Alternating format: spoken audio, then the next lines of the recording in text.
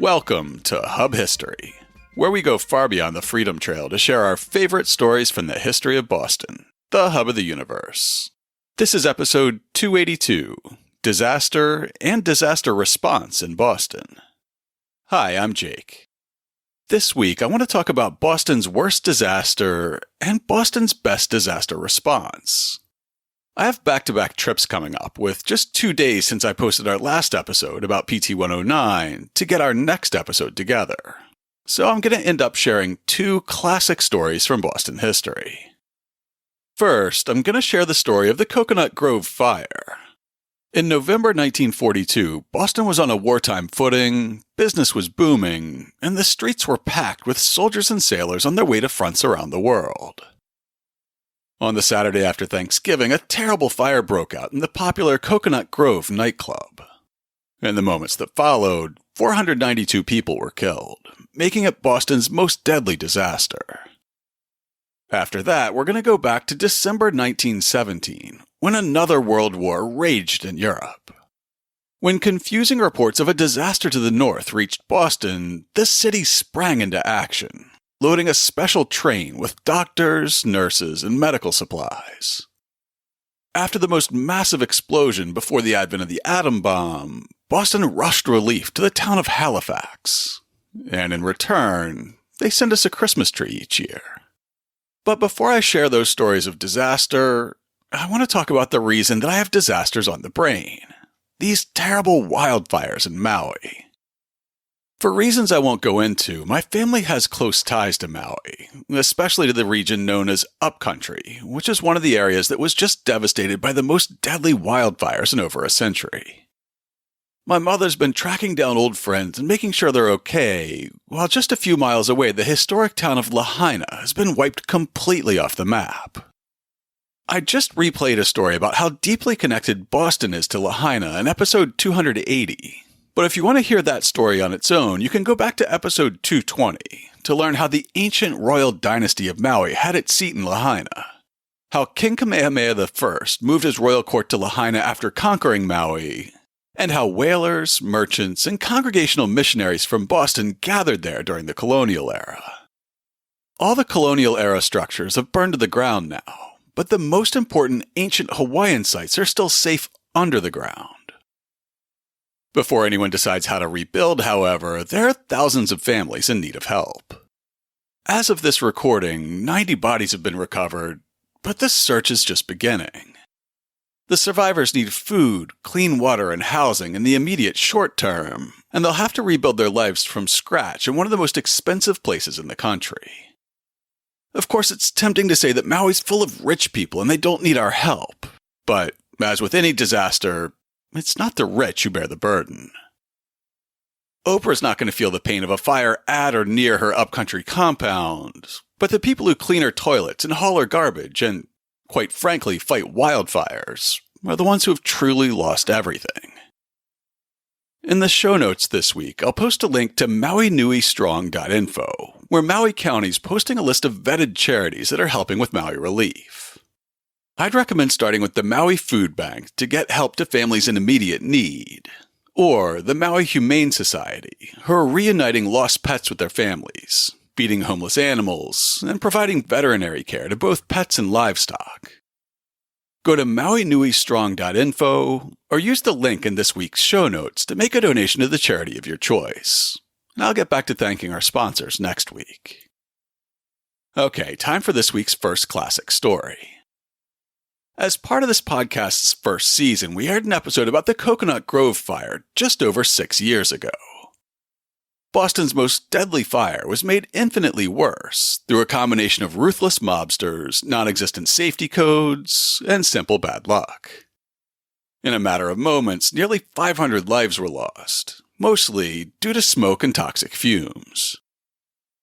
At the time that this first aired, this was one of the most ambitious episodes that co-host Emerita Nikki and I had ever taken on, telling the story through the eyes of a showgirl, a young singer, and the Boston Fire Commissioner.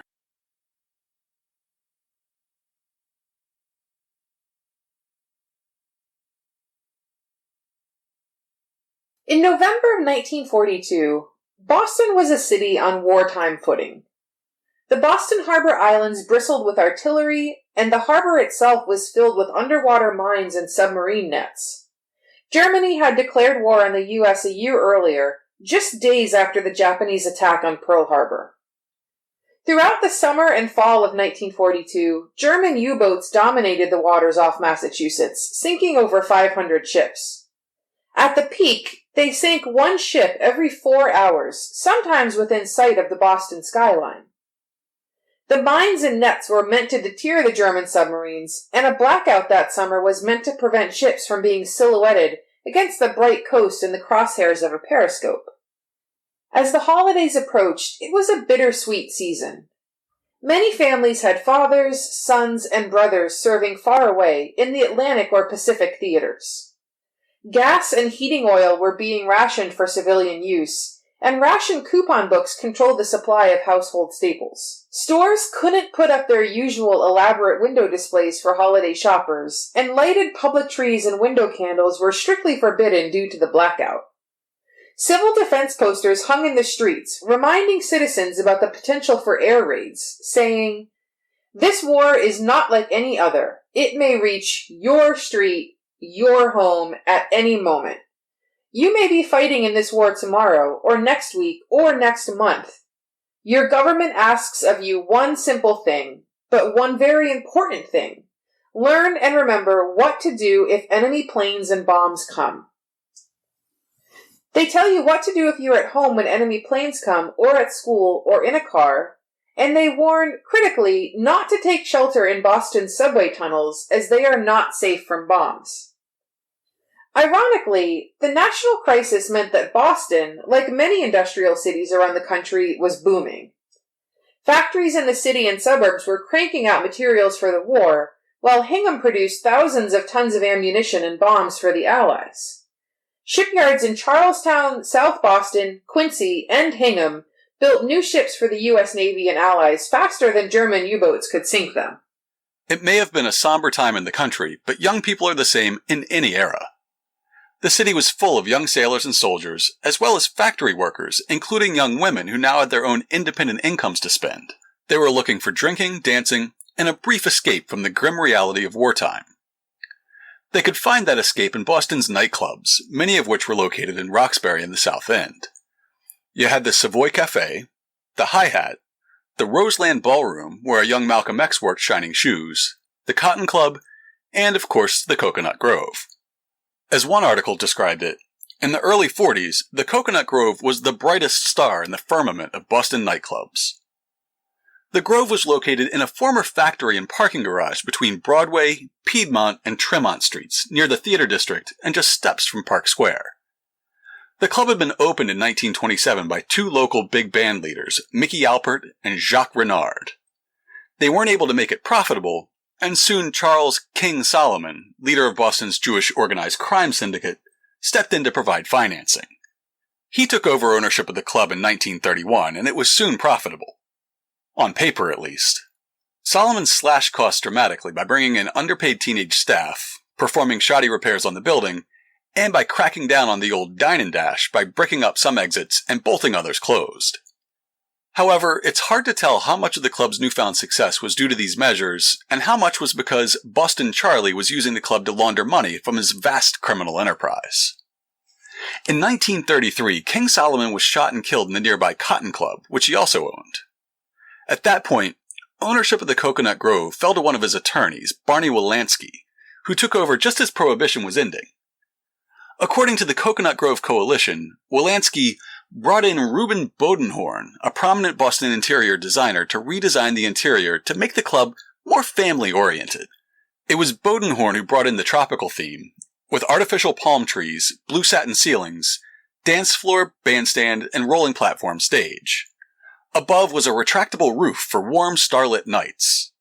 Island-themed decorations installed in the Melody Lounge, the Caricature Bar, and the main dining room included blue satin cloth applied to the ceilings and walls, with airspace between the cloth and wooden furring underneath. The trunks of artificial palm trees were wrapped with loose vegetable fiber, and the palm branches reached nearly to the ceiling. The trees, of course, were equipped with electric lights. A Boston Globe retrospective describes what an arriving clubgoer would have seen in November of 1942. Passing through revolving doors of the main entrance on Piedmont Street, one came into a beautiful foyer with deep plush carpeting. Beyond this, and to the right, was the swank main dining room with its 7 large, realistically exotic, artificial palm trees flanking the dance floor. Facing the dining room was the spacious caricature bar, boasting the longest counter in Boston.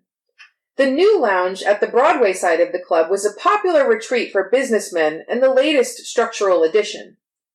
Just below the revolving doors on Piedmont Street was a basement bar called the Melody Lounge.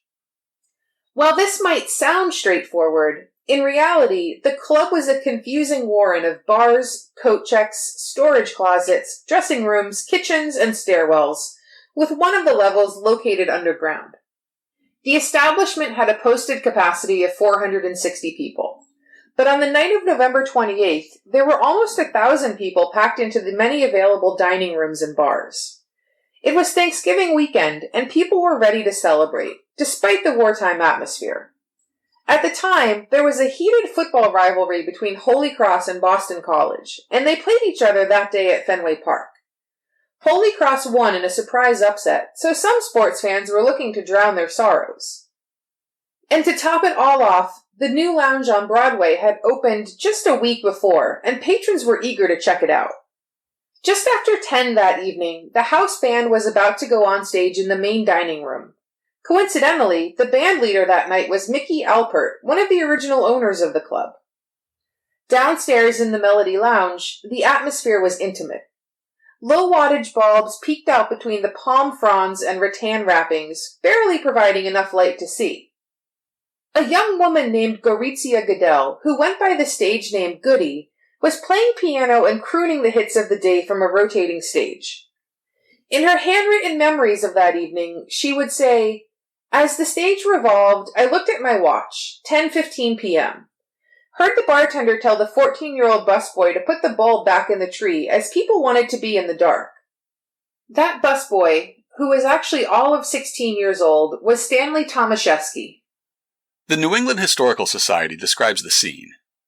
In a packed basement lounge, a serviceman and his date sat next to a fake palm tree with a 7.5-watt light bulb sticking out from a laminated coconut husk. The soldier reached over and unscrewed the light bulb so he could kiss his date in the dark. The bartender noticed and told Tomaszewski to go screw it back in. Tomaszewski climbed a bar stool but couldn't see much in the dark corner. He lit a match, held it in his right hand, and screwed in the light bulb with his left. Then he climbed down from the bar stool, dropped the match on the floor, and put it out with his foot. It was 10:15 p.m. Within 8 minutes, nearly 500 people would be dead or about to die. While many in Boston would blame young Stanley for the ensuing fire, the fire commissioner held him blameless in the final report. A busboy, aged 16, employed by the Cocoanut Grove on the night of the fire, testified to lighting a match in the process of replacing an electric light bulb in the corner of the Melody Lounge, where the fire started, and dropping the match to the floor and stepping upon it. After a careful study of all the evidence, and an analysis of all the facts presented before me, I am unable to find the conduct of this boy was the cause of the fire. Some newspapers seem to have been nostalgic for Prohibition and blamed alcohol fumes for the fire. They claimed that the alcohol coming from people's breath and their glasses on the bar became concentrated enough to be an accelerant. However, a report from the National Fire Prevention Association contradicts this theory, saying, "It does not seem possible that there could have been sufficient alcohol vapor in the breath to have created a flammable mixture in the Melody Lounge. Evaporation from drinks on tables in sufficient quantity to furnish a flammable mixture is not theoretically possible." The Coconut Grove Coalition identifies another possible cause of the fire: faulty wiring. Electrical work done in the Melody Lounge 3 years prior to the fire, and to the new Broadway Lounge in the 2 months prior, was done by Raymond Baer, a pipe fitter who was not licensed as an electrician. Baer was interviewed and admitted that he had performed electrical work in the Coconut Grove in October and November of 1942. Installing electrical fixtures in the new Broadway Lounge. He also said that there was no permit issued for the electrical contracting. The fire commissioner's report would be inconclusive, saying, "I have investigated and carefully considered as possible causes of the fire the following suggested possibilities: alcoholic fumes, inflammable insecticides, motion picture film scraps, electrical wiring, gasoline or fuel oil fumes, refrigerant gases, and flame-proofing chemicals. There is no evidence before me to support a finding that any of these, or any combination of them, caused this fire. This fire will be entered into the records of this department as being of unknown origin. No matter the cause of the fire, the next 5 to 10 minutes were the deadliest moments in Boston history. And just as a side note here, we're going to be quoting extensively from the original Fire Commissioner's report, a 1970 report in which Boston Fire Chief Fahey revisited the Cocoanut Grove fire, Goody Goodell's account, and the Globe's 35th anniversary retrospective. The fire originated in the Melody Lounge. In my opinion, it started about 10:15 p.m. It was first seen burning in a palm tree and in the suspended false ceiling in the northwest corner of that room. This prelude to disaster progressed unnoticed for a moment. A few patrons viewed the curling flames as they danced through the satin layers above. The leaping fire was a source of comedy for some, and they laughed. The bartender squirted seltzer water at the flames, which provoked them to burn brighter. The room temperature increased considerably. Then, the leatherette wallboards and rattan burst into flames, and it was no laughing matter. Goody Goodell saw the flames immediately, writing, "My fingers froze on the piano keys. I kept saying, 'Don't panic, don't panic.' I was up and down on the bench. Fire caught on the tufted ceiling, and I ran from the piano to an opening in the bar to get out, grabbing the cashier behind me. She didn't want to leave the register. I told her, 'You can come back if they put it out.' We went into the kitchen, which I found 2 nights before. They were all busy. I told them the lounge was on fire. They thought I was pulling a joke." From this point on, the fire spread incredibly rapidly. The fire immediately spread throughout the Melody Lounge, along the underside of the false ceiling. It reached and ascended the stairway. As soon as the flames began to spread, the electric lights failed, plunging the building into darkness. Hundreds of people jammed into the stairwell leading up from the underground Melody Lounge, up to Piedmont Street. Meanwhile, Charlie and Betty Coombs had been celebrating Charlie's promotion that night. Just before the lights failed, Charlie and Betty edged their way towards the concealed corridor door, motivated by the busboy Stanley's nod to "come over." 7 or 8 other patrons who had kept their heads were also looking around for possible escape, and they followed the barboy down the escape corridor into the kitchen. Stanley directed all of them into the larger of the 2 walk-in refrigerators. As the door closed, prayers were said by most in hope that eventually the firemen would rescue them. Those hoping to make it out onto Piedmont Street were doomed by King Solomon's cost-cutting measures of a decade earlier. A considerable number of deaths were caused by the fact that the door opening on Piedmont Street at the top of the stairway from the Melody Lounge could not be opened by persons who ascended the stairway from that room after the fire was first seen. Although this door was provided with a so-called panic lock, such installation was rendered useless by the existence of another lock which was found in a locked position. Flame appeared in the street floor lobby within 2 to 4 minutes after it was first seen in the basement room, and within 5 minutes entirely traversed the street floor of the main building and had passed to the entrance to the Broadway Lounge. As the fire rushed up the stairway leading from the Melody Lounge, it traveled near the ceiling and above the heads of persons ascending the stairs to make their way out of the building. Some of these persons later testified before me that they threw their coats over their heads to protect themselves against the fire as they ascended the stairway. When the flame appeared in the street floor lobby, it was described as traveling rapidly as a ball of fire below the ceiling. Many witnesses described the flame as of yellowish or bluish color. Goody Goodell was among the people trying to find a way out of the first floor as the room burst into flames around her. We ran up behind the stage as a floor show was going on. Bartender was in front of us. I saw them pulling at the blackout curtains, tearing at them. The door was in between the windows. They tried to open the door, but it was locked inside. Couldn't make it. They tried with a huge 2x4, to no avail. Then, after the blackout curtains were down, I noticed iron bars going across. Almost hysterical, I kept saying, I'll never fit through those bars. Then I saw these people holding onto the bars feet first and sliding out. Jeanette the cashier went out ahead of me, then I was outside, falling on a pile of sand as they were using it for cement outside the new lounge in front. Jeanette went hysterical, saying, If it wasn't for you, I'd be in there. Jackie Maver was a showgirl at the club, waiting in an upstairs dressing room for her cue to go on stage for her last set of the evening. She was supposed to go on at 10:15, and she wondered why they were running late. Charlie Michelonis, a waiter, burst into the room. "Girls, there's a bad fire downstairs," he cried. "You can't go down there now, it's too hot and the smoke is blinding." He ran across the room and said, "I'm going through this window to the adjoining roof. It's our only chance. Follow me, girls." Jackie insisted it was possible to make it down the stairs. They all grabbed hand towels and moistened them. With each girl putting her right hand on the shoulder of the girl ahead, Jackie opened the door. Heavy black smoke was creeping up the stairwell and the heat was almost unbearable. They descended the narrow staircase gingerly, each girl holding a moist towel to her nostrils, cupped with the left hand for partial breathing. Just 3 steps from the exit, Jackie glanced to the left and stiffened. The dining room was a holocaust. Patrons struggled in the semi-darkness, staggering into tables and falling over chairs. It was bedlam. Frenzied screams, shouts of frustration, crashing trays and shattering glass. They were among the last to escape. Exits from the foyer were through the revolving door to the street, through the office coat rooms to the street, and this was obstructed by a coat rack and a lock, through the door to the street at the end of the corridor, previously mentioned as being locked, and through the other end of the lobby into the main dining room. Some few persons, including persons coming from the basement Melody Lounge, passed through the revolving doors on Piedmont streets before the massive flames reached it. The door then appears to have jammed. There was a very great pouring of flames through the exit. The great majority of persons on the street floor had no warning of the fire until flames actually appeared in the lobby.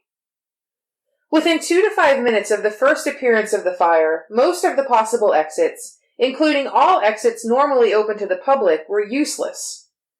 Pouring a fire through such exits made it impossible for humans to pass simultaneously through these exits safely. In the course of such pouring, the mass of burning gaseous material appears to have been depressed from its high elevation within the premises in order to pass through these exits.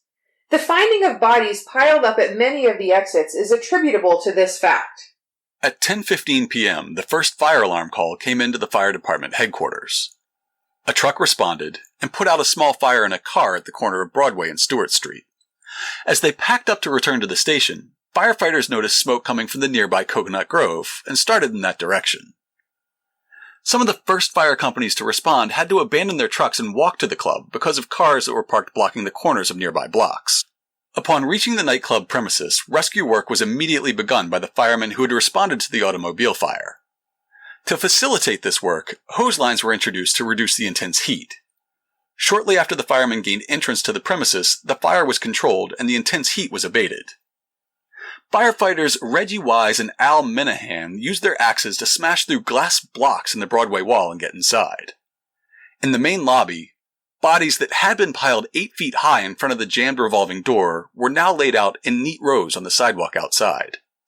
In the main dining room and the caricature bar, many had suffocated from the toxic smoke so quickly that they didn't even have time to put down their drinks and stand up from their seats. One woman stood in the middle of the dance floor with a wool coat over her head.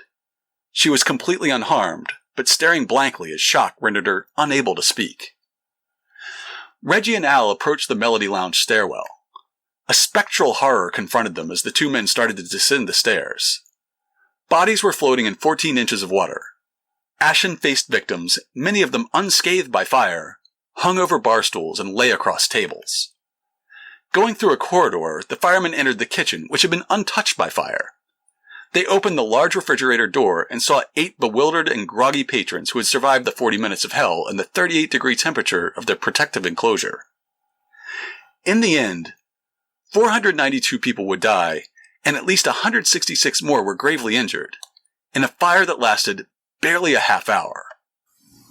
Injured victims were taken to Beth Israel, Boston City Hospital, Mount Auburn, Cambridge City Hospital, Kearney, Chelsea Naval Hospital, Faulkner, Massachusetts General, Massachusetts Memorial, Peter Bent Brigham, St. Elizabeth's, St. Margaret's, and U.S. Marine Hospital. The sudden influx of burn victims at local hospitals led to huge improvements in burn care, especially at Mass General Hospital. Two surgeons there pioneered the fluid resuscitation method of treating burns. Large burns result in the loss of fluid from leaking capillaries, which can keep the heart from providing enough fluid and oxygen to the body's tissue. In fluid resuscitation, the burned areas are lightly wrapped with gauze and saturated in petroleum jelly to help stop fluid loss, while large volume IVs replace the fluid that has already been lost. At the time, penicillin was a barely known wonder drug, mostly reserved for use by the military. However, Merck delivered a supply of 32 liters to Mass General, where it was used to fight the staph infections that are common among burn victims and skin graft patients. The hospital's brand new blood bank was also pressed into action, allowing lost plasma and whole blood to be replaced. Every burn victim taken to Mass General survived, compared to only 30% of those taken to Boston City Hospital. Less than 2 weeks before the Coconut Grove fire, 6 Boston firefighters had been killed fighting a fire at Luongo's restaurant in East Boston's Maverick Square, where the building they were working in collapsed. And another huge fire broke out in the 5-story Salinger's department store in downtown Crossing, just over 2 weeks after the Coconut Grove. 600 firefighters and a contingent of Coast Guardsmen fought the fire for 10 hours. 65 people were hospitalized, but nobody died. After this season of fire, Christmas of 1942 was a grim holiday in Boston, and the city was ready to embrace improved safety and fire codes. The fire commissioner made a series of recommendations that would be adopted in Boston and would provide the basis for federal fire codes. Automatic sprinklers were required in any restaurant, nightclub, or place of entertainment. Basements were prohibited as places of assembly unless they had at least 2 direct fire exits with approved fire doors. Emergency exits were required to have panic locks, now known as crash bars, and no other locks. And all fire exits were required to have illuminated exit signs.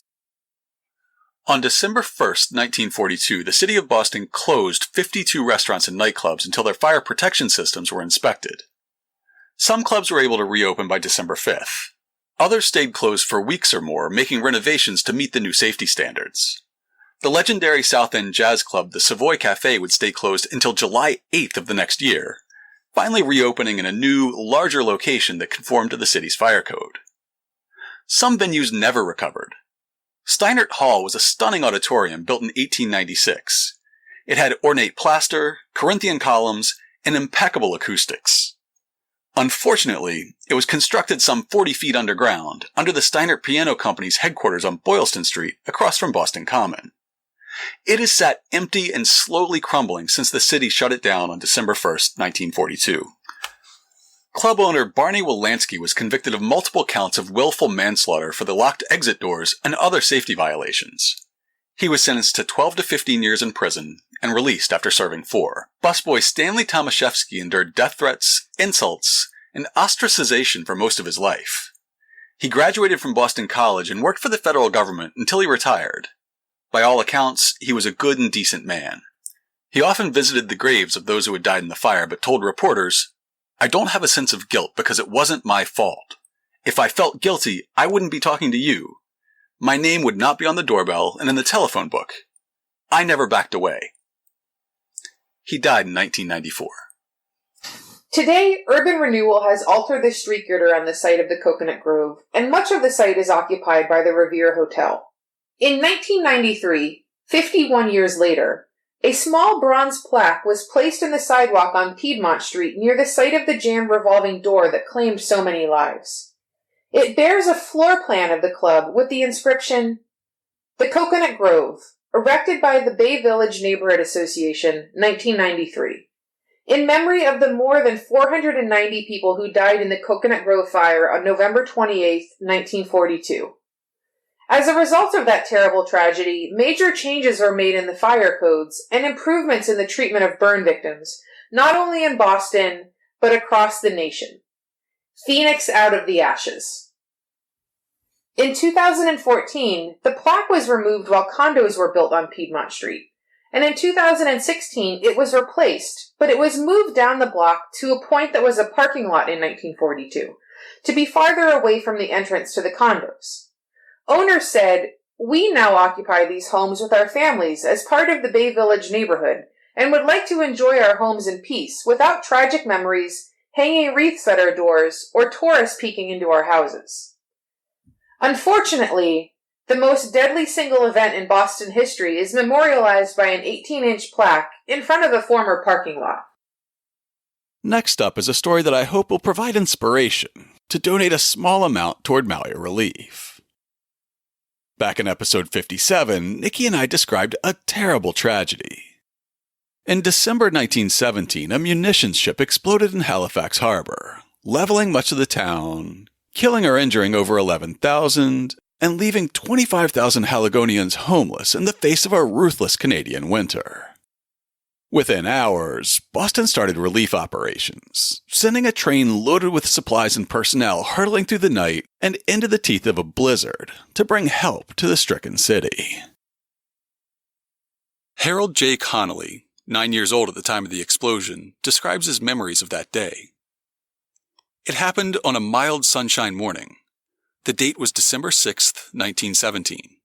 I was late for class that day, and, as was the custom, I knelt by my desk to say the class morning prayers. As I got off my knees, I remember we were doing a Latin lesson, I said to Parker Hickey, my seatmate, "What page are we at?" As I did so, I glanced out the window and saw a huge ball of fire in the sky. I yelled, "Look at the fire." As the heads turned, there came a terrific blast that rocked and damaged the building. The glass was smashed in every window. Our teacher had the unique habit of having his desk face the window. Flying glass cost him the eye that was not turned away from the window.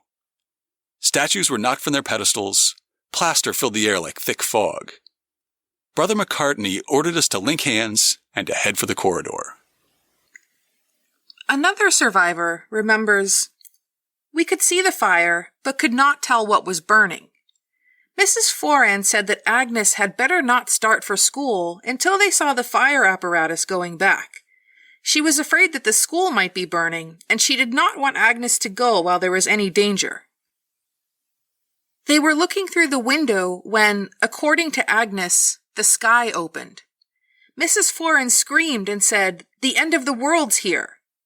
They were knocked down on the floor. The windows were blown in, and things smashed up a good deal. But the house did not collapse." She called up to her mother that the baby was all right, and Mrs. Foran told her to come up and help her downstairs, as she could not see. Agnes went up and led her mother down. Then she got cloths and water for her mother and helped her bathe her eyes and cuts. When Mrs. Foran realized that she was really blind, she got Agnes to take her outdoors, and she stood there and called for help, while Agnes went into the house and got the baby. Agnes left the baby with her mother and went about the neighborhood looking for someone to come to her mother's aid. About 10 o'clock, Violet Foran, aged 17, came home from her working place. There was nothing that she could do, so they all stayed there together until Mr. Foran came, about 10:30. He got a man with an automobile to take Agnes and Mrs. Foran, with the baby, to Victoria General Hospital. About the time that her father arrived, Agnes began to get sleepy. They got a chair for her to sit on. Her father examined her and found that her stomach was all cut and her clothing all saturated with blood. It was, however, not until late in the afternoon that they discovered how badly she was hurt. One piece of glass was taken out about half the size of a woman's hand. When Dr. McDougall discovered it, there was a tiny pinhead sticking out. He tried to pull it out, but it had to be cut. These are the recollections of two adults who remember experiencing and surviving the Halifax explosion on December 6, 1917. The blast, which was the largest man-made explosion prior to the development of nuclear weapons, was caused by a collision between a French cargo ship carrying explosives and a Norwegian vessel, the SS Imo. With 1,950 confirmed deaths and approximately 9,000 injured, the disaster leveled structures within a half-mile radius. The destruction was unprecedented. So how did this happen? Wikipedia actually has a very clear outline of the circumstances leading up to the collision, so thank you to the anonymous editor of that page. The Norwegian ship SS Emo had sailed from the Netherlands en route to New York to take on wartime relief supplies for Belgium, under the command of Håkon From. She arrived in Halifax on December 3rd for neutral inspection, and spent 2 days in Bedford Basin on the northwest end of the harbor awaiting refueling and supplies. Emo's departure, cleared on December 5th, was delayed when her coal load did not arrive until late that afternoon. The loading of fuel was not completed until after the anti-submarine nets had been raised for the night. Therefore, the vessel could not weigh anchor until the next morning. The French cargo ship SS Mont Blanc arrived from New York late on December 5th. The vessel was fully loaded with explosives TNT and picric acid, the highly flammable fuel benzol, and gun cotton. She intended to join a slow convoy readying to depart for Europe, but was too late to enter the harbor before the nets were raised, and prepared to spend the night in Bedford Basin. Ships carrying dangerous cargo were not allowed into the harbor before the war, but the risks posed by German submarines had resulted in a relaxation of regulations. Navigating into or out of Bedford Basin required passage through a strait called the Narrows. Ships were expected to keep to the starboard side of the channel as they passed oncoming traffic. As such, vessels were required to pass port to port. Ships were restricted to a speed of 5.8 miles per hour. Emo was granted clearance to leave Bedford Basin by signals from the guard ship HMCS Acadia at approximately 7:30 in the morning on December 6th, with pilot William Hayes on board. The ship entered the Narrows well above the harbor's speed limit in an attempt to make up for the delay experienced in loading her cargo. Emo met American tramp steamer SS Clara being piloted up the wrong side of the harbor, the western side. The pilots agreed to pass starboard to starboard. Soon afterwards, though, Emo was forced to head even farther towards the wrong side of the channel after passing the tugboat Stella Maris, which was traveling up the harbor to Bedford Basin near mid-channel. Horatio Brannan, the captain of the Stella Maris, saw Emo approaching at excessive speed and ordered his tugboat closer to the western shore to avoid an accident. Francis Mackey, an experienced harbor pilot, had boarded Mont Blanc the previous evening. He asked about special protections, such as a guard ship, given the Mont Blanc's cargo, but no protections were put in place. Mont Blanc started moving at 7:30 a.m. and was the second ship to enter the harbor as the anti-submarine net between George's Island and Pier 21 opened for the morning. Mont Blanc headed towards Bedford Basin in the opposite direction of the Emo.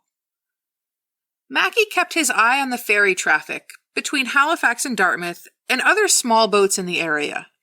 He first spotted Emo when she was about 3/4 of a mile away and became concerned as her path appeared to be heading towards his ship's starboard side, as if to cut him off his own course.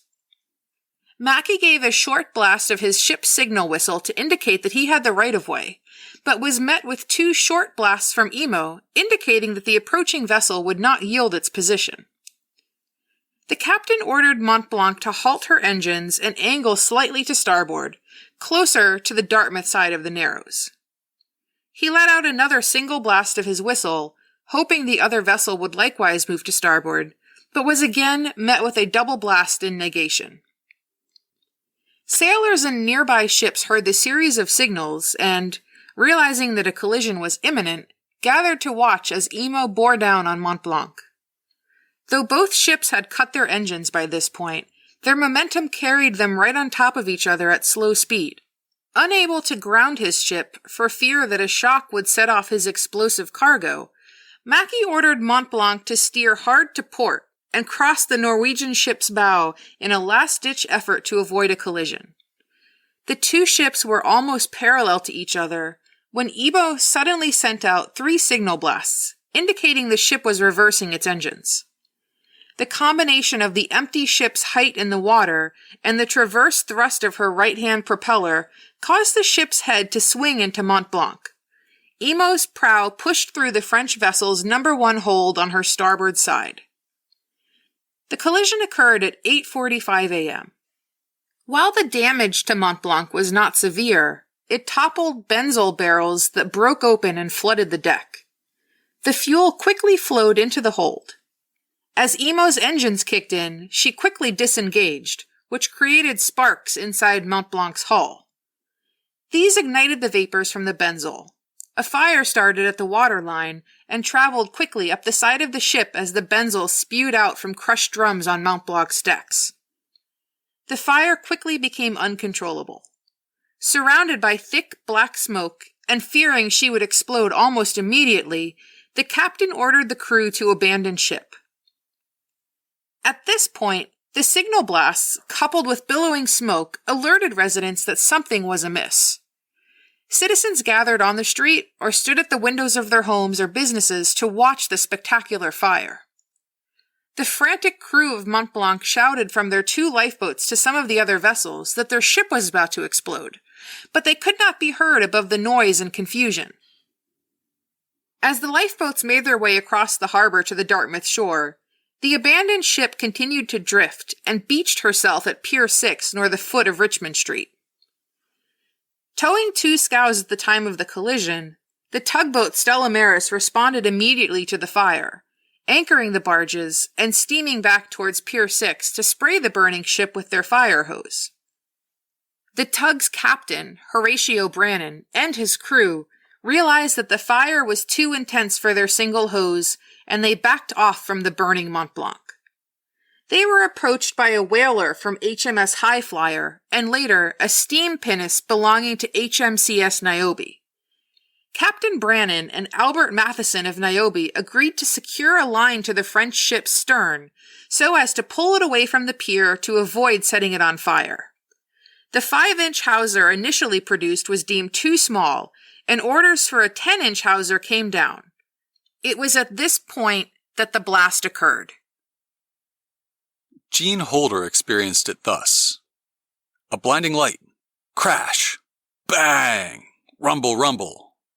Oh, a thunderstorm? It's worse than that. That big cloud up there frothing at the edges must mean it's the end of the world. Such were the thoughts of a 6-year-old when the Mont Blanc exploded. It was the end of the world for hundreds and hundreds of Haligonians. At 9:04 a.m., the out-of-control fire on board Mont Blanc finally set off her highly explosive cargo. The ship was completely blown apart, and a powerful blast wave radiated away from the explosion at more than 3,300 feet per second. Temperatures of 9,000 degrees Fahrenheit and pressures of thousands of atmospheres accompanied the moment of detonation at the center of the explosion. White-hot shards of iron fell down upon Halifax and Dartmouth. Mont Blanc's forward 90mm gun, its barrel melted away, landed approximately 3.5 miles north of the explosion site, while the shank of her anchor, weighing half a ton, landed 2 miles south. A cloud of white smoke rose to over 11,800 feet. The shockwave was felt 130 miles away at Cape Breton Island. An area of over 400 acres, larger than Boston's Back Bay, was completely destroyed by the explosion, and the harbor floor itself was momentarily exposed by the volume of water that vaporized. Water rushing back in to fill the void formed a 60-foot tsunami that then slammed into Halifax. Over 1,600 people were killed almost instantly, and 9,000 were injured, more than 300 of whom later died. For a town of 47,000, that was 23% of the population killed or injured. An equivalent tragedy in Boston today would impact about 153,000 people. Every building within a 1.6-mile radius, over 12,000 in total, was destroyed or badly damaged. Hundreds of people who had been watching the fire from their homes were blinded when the blast wave shattered the windows in front of them. Stoves and lamps overturned by the force of the blast sparked fires throughout Halifax, particularly in the North End, where entire city blocks were caught up in the inferno, trapping residents inside their houses. Firefighter Billy Wells, who was thrown away from the explosion and had his clothes torn from his body, described the devastation survivors faced. The sight was awful, with people hanging out of the windows dead, some with their heads missing, some thrown onto the overhead telegraph wires. He was the only surviving member of the 8-man crew of the fire engine Patricia, which responded to the pier with the intent of fighting the fire on the Mont Blanc. It could have been even worse. After the crash and initial fire, a railway dispatcher named Vince Coleman, who had been operating at the railroad about 750 feet from Pier 6, began to flee with another worker. While running away, he remembered that an incoming passenger train from St. John, New Brunswick was due to arrive within minutes. He returned to his post alone and sent telegrams down the wire to the surrounding towns, telling them to hold the train. His last telegram said, "Hold up the train. Ammunition ship afire in harbor making for Pier 6 and will explode. Guess this will be my last message. Goodbye, boys." The incoming train heeded the warning and stopped at Rockingham, a safe distance from the blast, saving the lives of about 300 railway passengers. Coleman was killed at his post instantly. He was honored with a Heritage Minute in the 1990s and inducted into the Canadian Railway Hall of Fame in 2004. A letter from 17-year-old Walter Hoganson of Halifax to 16-year-old Harold Kennedy of Stoughton, Massachusetts reads, "I was at work at the time in the newspaper office of the Daily Echo, a Halifax paper, and about 9:05 the lights went out very slowly. I was watching the lights going out when there was a short rumble and then a big crash, a terrific, terrifying roar. I got as low as I could and the glass and wood flew everywhere, but I didn't get a scratch. Harold, our big steady building rocked like a little cradle. I got out of the building and when I got on the street, everybody was running everywhere. People with scratches, cuts, and bruises were yelling, 'The dirty Huns! They're here at last!' and many other things, thinking it was an air raid. While getting clear of this, my first thoughts were of home. Getting home, I found everybody all right. That night, a wild storm howled, snow, sleet, and wind. I was expecting our chimney to fall at any moment, but it lasted out all right. The next day, the work of relief started, and thank God the noble state of Massachusetts stood the same as ever, ready to help us. I tell you, I don't know what we would have done without the Americans, because we were left powerless by the explosion." Survivors immediately sprang into action, pulling the victims from the rubble. Policemen, firefighters, and military personnel soon began to lead the efforts, and anyone with a working vehicle was called upon to volunteer. The city's hospitals were quickly overwhelmed, and the new military hospital, Camp Hill, admitted approximately 1,400 victims that day. Royal Navy cruisers in port sent some of the first organized rescue parties ashore and took wounded aboard. American cruiser USS Tacoma and armed merchant cruiser USS von Steuben were passing Halifax at the time of the explosion, en route to the United States. Tacoma was rocked so severely by the blast wave that her crew went to their battle stations. Spotting the large and rising column of smoke, Tacoma altered course and arrived to assist with rescue at 2 p.m. Von Steuben arrived about a half an hour later. The American steamship Old Colony, docked in Halifax for repairs, suffered little damage and was quickly converted to serve as a hospital ship, staffed by doctors and orderlies from the British and American Navy vessels in the harbor. Led by Lieutenant Governor McCallum Grant, leading citizens formed the Halifax Relief Commission at around noon. They organized medical relief for both Halifax and Dartmouth, supplying transportation, food, and shelter, and covering medical and funeral costs for victims. The commission continued until 1976, participating in reconstruction and relief efforts, and later distributing pensions to survivors. Rescue trains were dispatched from across Atlantic Canada, as well as the northeastern United States. The first arrived by noon, carrying medical personnel and supplies. Fortunately, Coleman's telegrams, and those sent immediately after the blast, alerted other cities to the disaster. Within just minutes of the explosion, a Boston banker received the following telegram on a private telegraph line. Organize a relief train and send word to Wolfville and Windsor, towns that were near Halifax, to round up all doctors, nurses, and Red Cross supplies possible to obtain. No time to explain details, but list of casualties is enormous. John U. Bacon, author of The Great Halifax Explosion, describes the action taken in Boston in those first hours.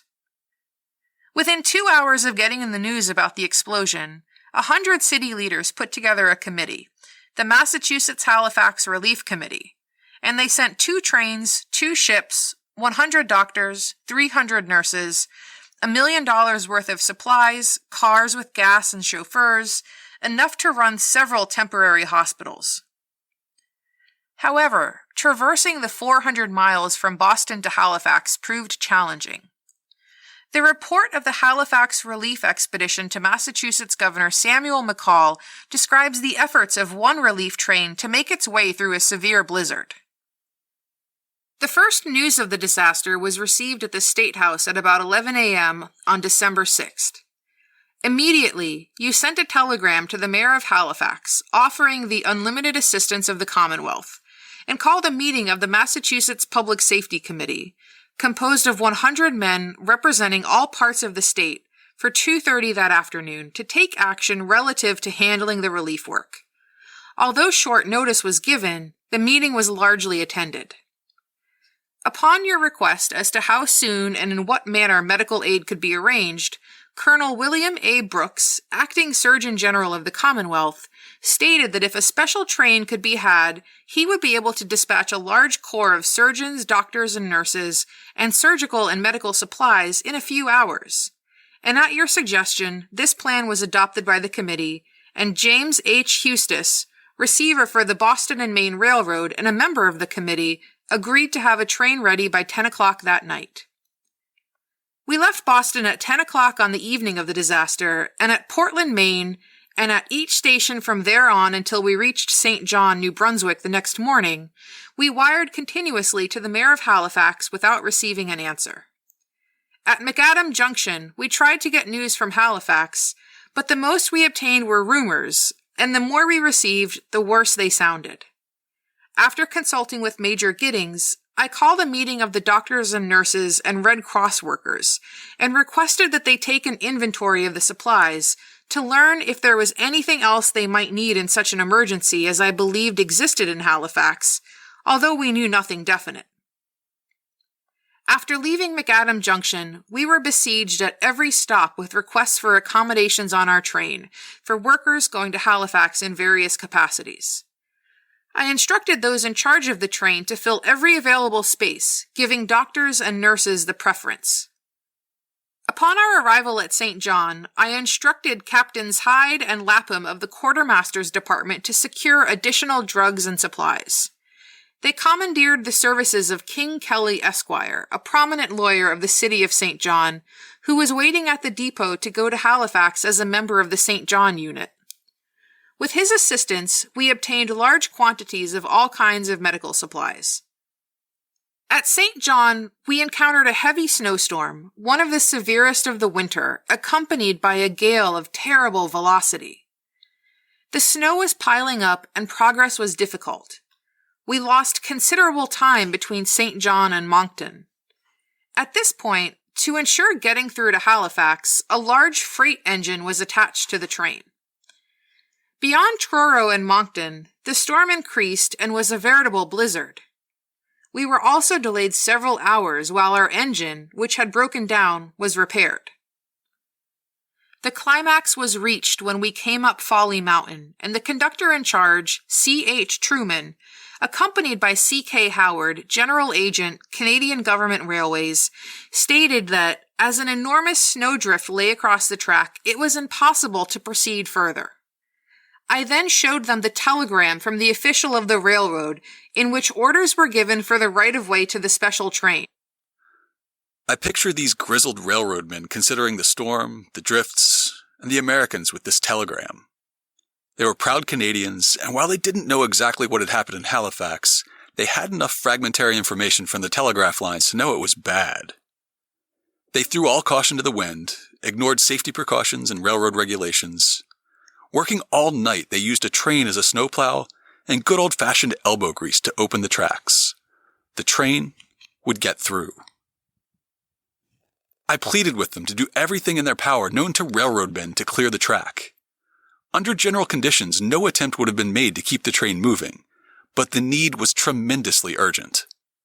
The men realizing this, and knowing that every moment was precious, worked like Trojans. Within an hour, by hard shoveling, the use of steam and ramming, and amid great cheers from all on board, we went through the drift, which extended higher than the door of the baggage car. We succeeded in reaching Truro and found another engine and crew waiting for the final haul to Halifax. The train finally arrived in Halifax that morning, met with city officials, and the crew got to work setting up a hospital. By 6 o'clock that night, we had installed an operating room and had fitted up wards with 100 beds and medical supplies taken from our relief train. On account of the urgency of the situation, we received about 60 patients at 9 o'clock that night, and by noon the next day after our arrival, the fully equipped American Bellevue Hospital, flying the American flag, was caring for 100 patients and in full running order. This hospital received the worst cases from the different hospitals, which had become so overcrowded that proper attention could not be given to them. As the hospitals became overwhelmed, many injured victims waited at home. Some had chosen to yield their place to the more gravely injured. Others didn't realize how badly they were hurt due to the initial shock and then the hardship of surviving a snowstorm in a destroyed city. Within days, teams of Massachusetts doctors started a house-to-house canvass of the injured. 6-year-old Jean Holder, whose account we read earlier, which began with a crash bang, described her mother's treatment. A few days after the explosion, Mother answered a knock at the door to find a lady and 2 gentlemen there. One of the gentlemen introduced themselves as a nurse and 2 doctors from Massachusetts. He said that all the hospitals and clinics were well staffed and that they were now making a house-to-house canvass looking for people who were injured and didn't know it. He asked permission to come in and examine us. They pronounced us well and uninjured. Having examined us, the doctor turned to Mother. "What about yourself?" "Oh, I'm all right." "Then why is your head wrapped up like that?" Mother felt her head and remarked, "Oh, gracious. I was dressing one of the children when the explosion occurred and blood trickled down my neck, so I grabbed a nightdress and tied it around my head. I didn't realize it was still there." Examination revealed that her ear had been almost completely torn off. Her face had been paralyzed and was twisted out of shape. The doctors knew to look at her that she had been injured.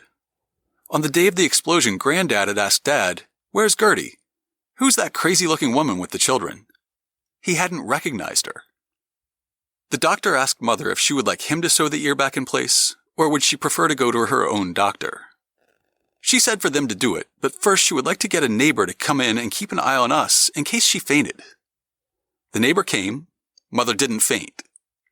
No anesthetic was necessary as the paralysis prevented any feeling in that part of her head. She was advised to go to her own doctor or a clinic after a few days. In episode 39, we discussed the ways in which the Cocoanut Grove fire improved the way hospitals treat burn injuries. Similarly, the treatment of eye injuries was significantly advanced as a result of the Halifax explosion. Dr. George H. Cox, an eye, ear, nose, and throat specialist from New Glasgow, a town 62 miles away, joined the early relief effort. An article from the U.S. National Library of Medicine details his experience.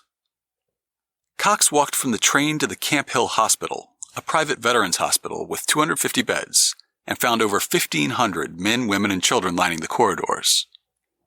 He first worked at a kitchen table setting bones and repairing wounds, but quickly realized that the large number of eye cases required his expertise.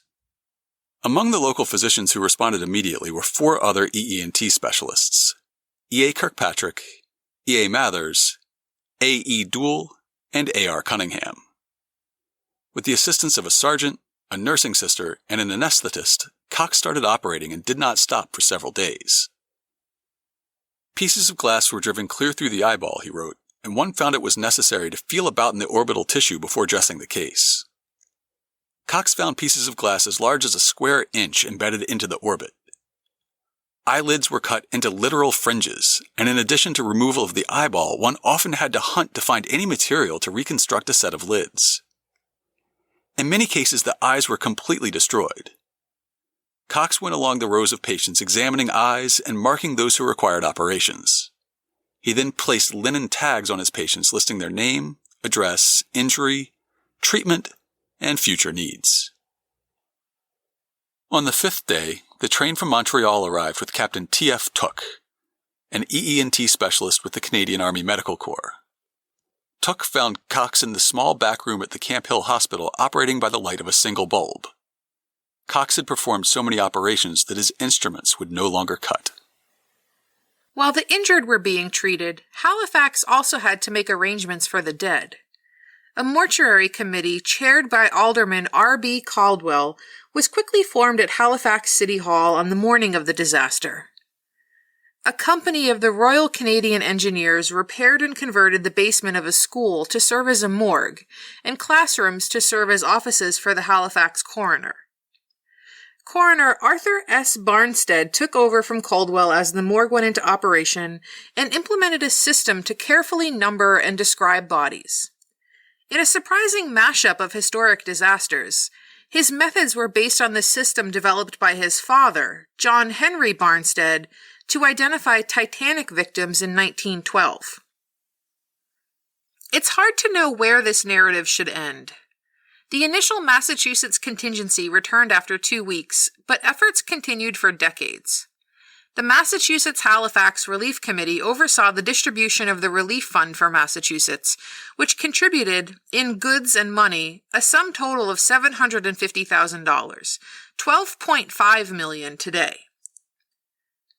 Nova Scotia donated a large Christmas tree to the city of Boston the following year in thanks and remembrance for the state's aid. Another tree was sent in 1971, and the tradition then continued annually. The annual gift was started by the Lunenburg County Christmas Tree Producers Association to promote Christmas tree exports as well as acknowledge the Boston support after the explosion. The gift was taken over by the Nova Scotia government in 1976 to continue the goodwill gesture and to promote trade and tourism.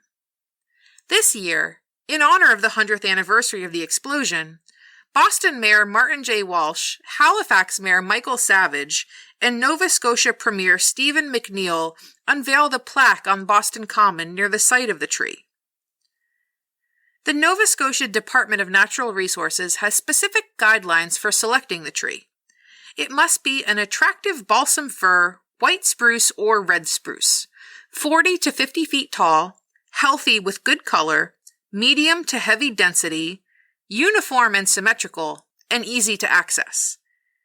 In addition to this large tree, smaller trees are gifted to Rosie's Place and the Pine Street Inn. Before the tree is cut, each branch is individually tied to the trunk. It takes 2 workers about a day and a half to prepare the tree to be cut. A crane holds the tree at the top while it is cut at the base by a chainsaw. The tree-cutting ceremony features representatives from the province, the U.S. Consulate in Halifax, the Christmas Tree Council of Nova Scotia, hundreds of local school children, a town crier, Royal Canadian Mounted Police, Nova Scotia conservation officials, a bagpiper, the Nova Scotia Masked Choir, and Santa Claus. The tree travels over 750 miles to Boston, with a stop at the Grand Parade in Halifax for a public send-off ceremony. Attendees are invited to sign a thank you book for Boston. The tree then travels by truck across Nova Scotia, then cruises on a ferry across the Bay of Fundy, continuing by truck through Maine and New Hampshire to Boston. In 2013, the tree was led out of Halifax by a group of runners in honor of the victims of the Boston Marathon bombings. The tree arrives in Boston under police escort. In the same way that school children see the tree off in Nova Scotia, school children from Boston are on hand to welcome it to the Common. In 2016, the gifting of the tree cost Nova Scotia about $242,000, which includes scouting and cutting the tree, shipment, and the ceremonies and advertising in both cities. The Halifax explosion bonded Bostonians and Haligonians with a lasting and meaningful connection. After the marathon bombing in 2013, Nova Scotia sent a donation of $50,000 to Massachusetts General Hospital's Pediatric Palliative Care Program. Premier Darrell Dexter wrote in a note to the hospital, "While there is a border and a number of miles between us, we share a common heritage and ancestors. Massachusetts was there for Nova Scotia 96 years ago during the tragedy of the Halifax explosion, and many times since then. Our hearts and minds are with the people of Boston now and in the future." That about wraps it up for this week. To learn more about the Cocoanut Grove fire or Boston's relief mission to Halifax, check out this week's show notes at hubhistory.com/282. I'll have the original show notes from both episodes for you, so you can peruse historic maps, images, and primary sources. as well as a link to MauiNuiStrong.info, where I hope you'll make a small donation to one of the many organizations that are providing much-needed relief to the devastated island of Maui. If you want to get in touch with us, you can email podcast@hubhistory.com. We are Hub History on Twitter, Facebook, and Instagram, and still most active on Twitter. If you're on Mastodon, you can find me as @hubhistory@better.boston. Or just go to hubhistory.com and click on the Contact Us link. While you're on the site, hit the subscribe link and be sure that you never miss an episode. If you subscribe on Apple Podcasts, please consider writing us a brief review. If you do, drop me a line, and I'll send you a Hub History sticker as a token of appreciation. That's all for now. Stay safe out there, listeners.